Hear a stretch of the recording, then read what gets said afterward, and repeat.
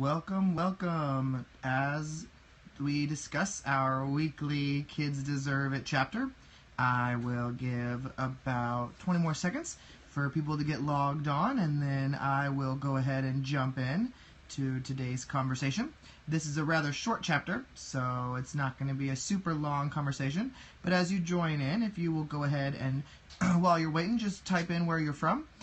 That would be awesome. I always love seeing every week where some of my listeners are from as we talk about the chapters.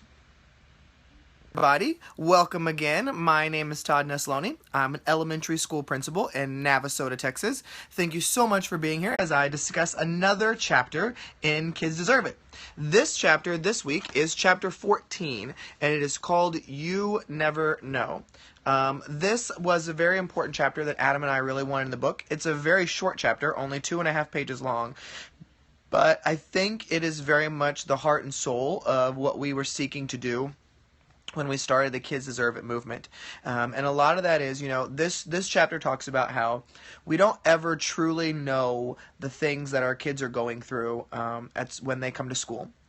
We don't know the ones that have had their electricity turned off the night before, that have just gotten in a huge fight with their parents or heard their parents fight. With the environment that I work in, we don't know who was thrown into jail the night before. Or on the way to work, I've had kids before told me when they come to school they were very upset because on the way to work they were pulled over and their sibling had a warrant out for their arrest and they got pulled out of the car and arrested. And so we don't know kind of what our kids are going through and what pain they're coming with. And a lot of our students will try to hide that when they come to school because school is the place that they feel safe, and they feel secure, and that they don't want to bring those things there because they want to kind of escape from those.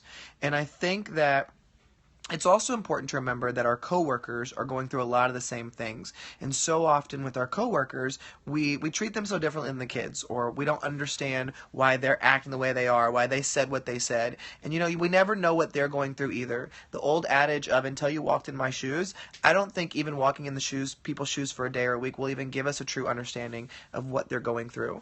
We've also got to remember that we have some kids that don't feel connected at school. They don't feel like the people they see on a regular basis care about them.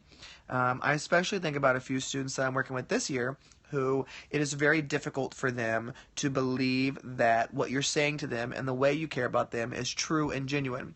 One made the comment a couple weeks ago as we were working with her that it really doesn't matter because you're going to leave because everybody leaves. And and that's a lot of the barriers that as educators we have to figure out how to work through, is how to tell a kid that I'm not going anywhere. I'm staying here. I care about you, and I want to help you do what's best for you. I remember my first year being a principal in Navasota, and I don't know if I've told this story in a Periscope or not, but I had a teacher come to me in tears a couple weeks after school started, and I said, "What's wrong? What's going on?" And she said, "These kids." And I said, "What about the kids?" She said, "Every single day when we leave at the end of the day, they ask me if I'm coming back tomorrow."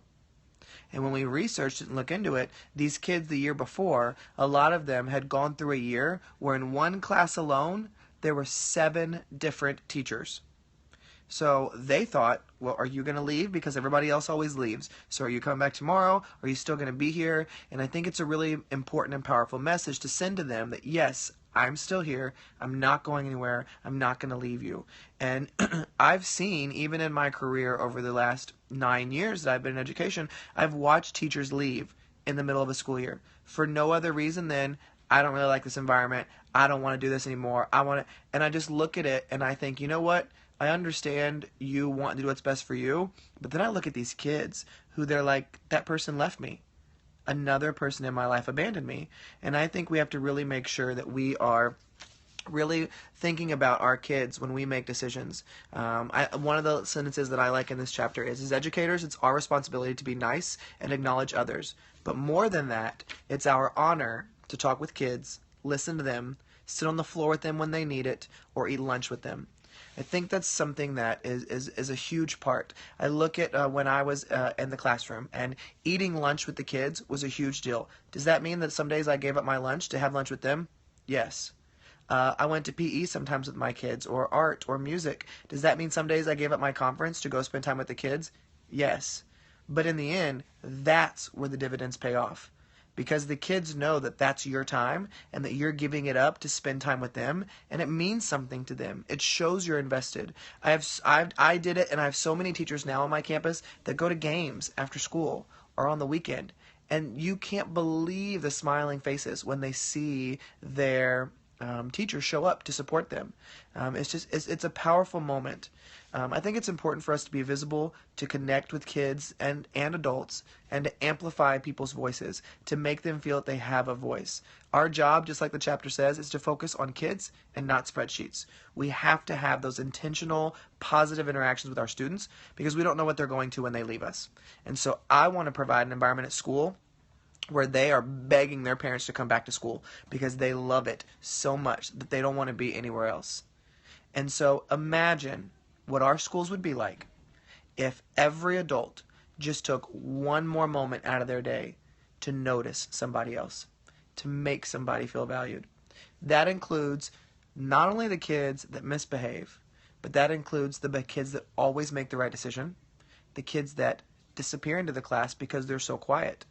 Make it a point to find those kids and celebrate them as often as possible. Don't just focus on the ones that are the most hurting or that seem to be the most hurting because of their decisions they're making that aren't always good decisions. Spend time focusing on those kids also who are making great decisions or, like I said, who disappear into the class. You never, ever know the power of a simple word, of how you noticing a kid can completely change their trajectory for the rest of their life. In addition to an adult, I've had many of instances with friends of mine who have sent a message to me or voxed me or just sent a prayer my way, and it was like, oh my gosh, how did you know? This is exactly what I need at this time. Because I was at a deep moment or a dark moment, and then that thing comes right then, pulls me out of it. I've got it. I can do it. It's so important for us to take those moments to spend investing in other people. I love the poster that Adam has always had in his office from his dad, and it says, work hard and be nice to people. And I think that's so important. But even in the chapter we say, we think there's something else that should be added to that poster. And it's because you never know. So take time this week to invest in someone else. Let them feel noticed. Celebrate them. Spend time with them. And just give them a hug or a high five or ask them how they're doing and stop and truly listen. I hope that, real quick, Monterre Michelle says, what are some good starter questions to get students to talk? For me, I just ask them, what kind of music do you listen to? And then I talk about music that I listen to. I always bring in my personal experiences. I'll say, what are you reading? Or do you play any sports after school? Oh, I played this sport. Or, oh, my brother does this. Just having those conversations to get to know them is a great conversation starter. Because when you find out that they're doing extracurricular activities, say, oh, I'd love to come with one of your things. Can you bring me a schedule? Do you know when your next event is? It doesn't always have to be super personal questions, but it can be questions that you just really get to know somebody with. Sometimes we treat kids so differently than we treat adults, and we don't always have to do that. But just like Peggy just says right there, it's all about building relationships. So just take that time to get to know them. And we hope you join the chat on Twitter right after this, because we'll be talking more about all of this. Hope everybody has a great week this week, and we'll see you next week for one of my favorite chapters in the book, which is I Wish You Knew. So see you next week.